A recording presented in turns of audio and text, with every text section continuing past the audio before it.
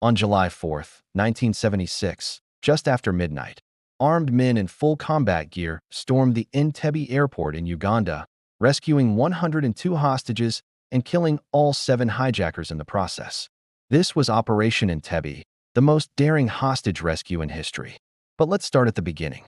On June 27, 1976, Air France Flight 139 took off from Athens International Airport bound for Paris, with 248 passengers and 12 crew members on board.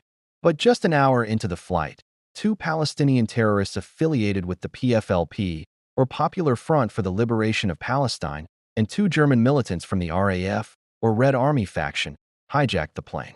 They forced the pilots to turn the aircraft around and head back to Athens where they had the passengers disembark.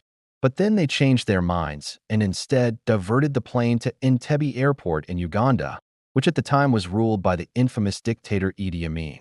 Once there, the terrorists separated more than 100 hostages, mostly Israelis and Jews, from the rest of the passengers. They then demanded that Israel release 40 Palestinian prisoners from Israeli jails, plus 13 others who were held in Europe, Japan, and the United States. The Israelis knew that if they didn't act quickly, the terrorists would kill the hostages, and so they began to plot a rescue.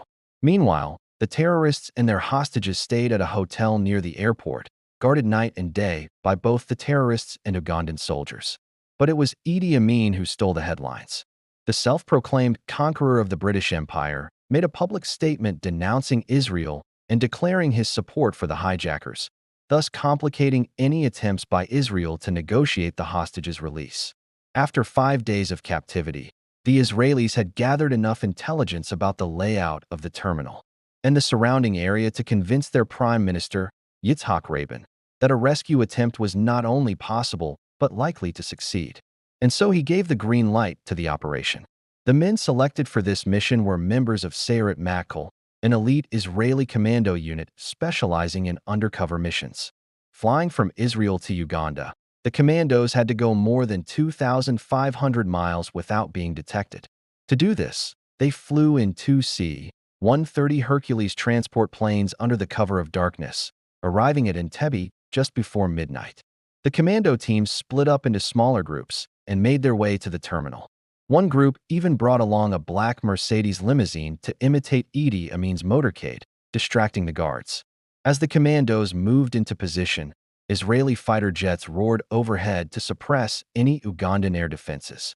At the same time, an explosives expert planted bombs around the terminal building. Then, as the clock struck 12:04 a.m., the commandos charged into the terminal. Wearing black ski masks, they threw smoke grenades, creating thick clouds of smoke that made it difficult for the guards to see or aim their weapons. Within 90 minutes, every hijacker and every Ugandan soldier guarding them was either dead or captured. The hostages were freed and a medical team rushed them to a nearby hospital. Although 102 hostages were rescued, 3 of them were killed during the raid and all 7 hijackers died.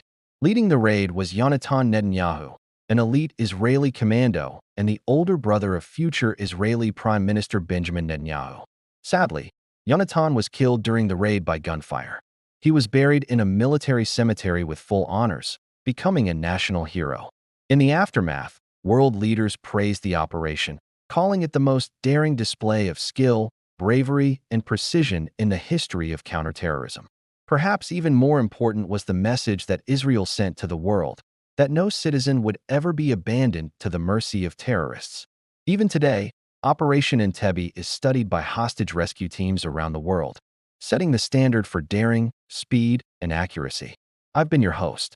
Do well to like, subscribe for more.